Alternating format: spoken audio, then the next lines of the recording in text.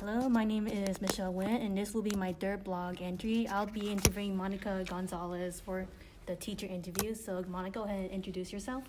Hi, I'm Dr. Monica Gonzalez. I was an elementary school teacher, an elementary school assistant principal, and now a college professor. So, Monica, do you have any experience with the ELL students, and if so, what is like? So I taught at an international school, so I had many students that would be identified as English language learners from lots of different backgrounds. So it wasn't only Spanish, which is very typical in Houston, but I had students that spoke Turkish, Vietnamese, Urdu, lots of different languages in the classroom. So do any of the schools you teach have any programs for the ELL students, like bilingual dual language, or some of the students got either pull in or pull out during the classroom? And if so, what were they like in your experience, or at least in your own point of view? Okay, so some of the programs that were available at my school at the time were the ESL self-contained classes. We did not have a dual language program in my school because it was required that you had at least 20 students of the same language in the grade level in order to have that program, and we never met those requirements. And so because there were so many different languages, we only had the ESL self-contained classes. Pull out did occur for beginner level speakers in I believe it was the ELA classes. Other than that, everything was self-contained. And so since I taught mathematics, none of the students were pulled out in those classes. So what is your experience like when you teach math to the ELL students? Well, I mean, it varies depending on the student and their level of English proficiency. I've had students who, they've been in America for a while, they know enough English, they just need a little bit of support. So we would spend a little bit more time. Maybe I would, show them a lot of visual aids to help try to really focus on the vocabulary and breaking down how do we make sense of these word problems. That was probably the majority of my students were at that level with their English proficiency. I did have a few beginner students, particularly I would have students from Turkey come in where they were brand new to America. They did not speak any English at home at all. And so it was only, Turkish. And with those students, luckily, I would have somebody else in the class who also spoke Turkish that could help translate things as needed. But I would work with the parents as well to come up with, okay, how can we find some resources, like some dictionaries, the English to Turkish, Turkish to English dictionaries. Wow. We also did lots of videos and visual aids and figuring out, I think the hardest part for me was figuring out how some of my students would have this misconception, especially when we were learning place value. Oh, okay. Because in Turkey, they switch the meaning of the decimal and the comma when they write numbers, which is because we were learning about decimal places, and they were so confused.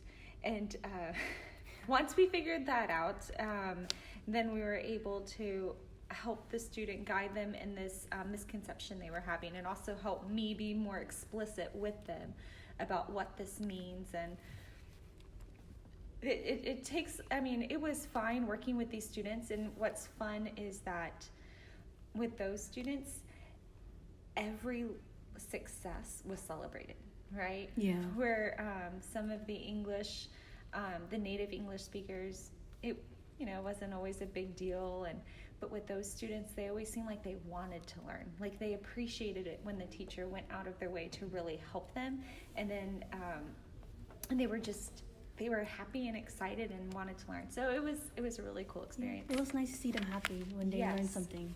Absolutely. Yeah. So what are your personal what personal goals did you have when you were trying to help out the ELL students? Oh, so I had a lot of personal goals. I think the first one was to try to understand what barriers there might be between their native language and English. Just conventions in mathematics, different algorithms they might be using, writing certain things a certain way. Those were, I had to seek that out for myself because there wasn't a textbook that said, hey, in this language, these might be some misconceptions, or in this culture, this might be a misconception. So that was something I had to take upon myself to seek out.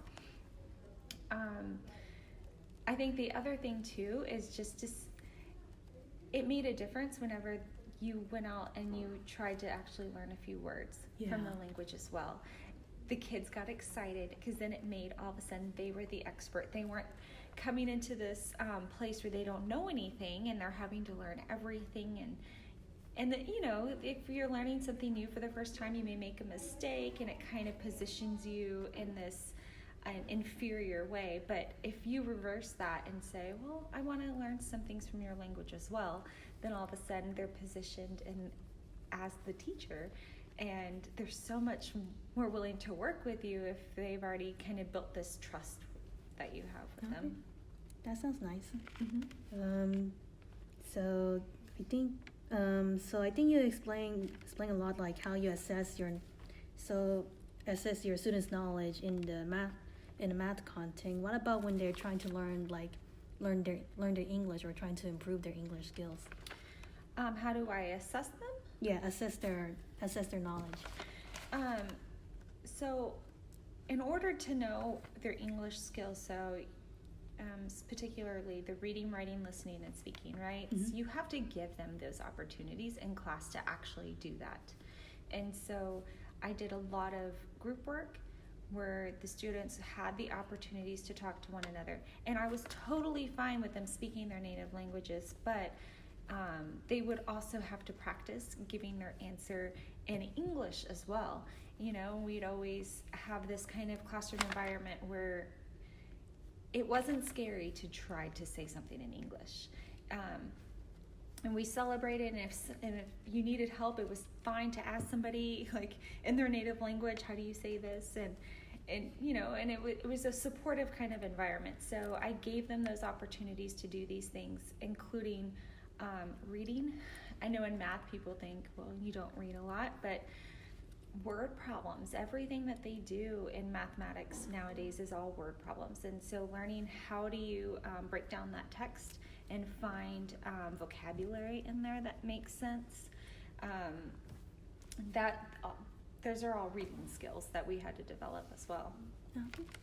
So I think we're close to the end, but what is it that you learned from your experience working with those students, and are there any advice you would give to the future teachers who are still in the student teaching or wanting to become a teacher?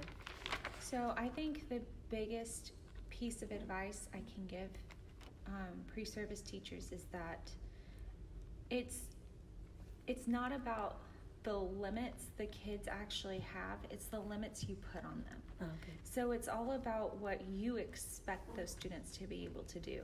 So if you don't think the students can do the high level mathematics because they're not at that reading level yet, or they're or maybe they can't discuss it in a certain way, so you don't want to do group work, you're putting limits on the students. If you can give them the same opportunities as everybody else in the class, but with some scaffolds to help them be successful, they will rise to the occasion and they will learn so much more. Maybe they don't necessarily do everything perfectly, but they're going to do more than if you never gave them that opportunity to begin with. So they still have to do the same instruction and same lesson plan. It's just being scaffolded into this different ways. Exactly. So that they can at least fit in and not feel comfortable. Exactly. You're not lowering your expectations of those students. Okay. So that will be it for today. Thank you for interviewing with me. You're welcome. Thank you.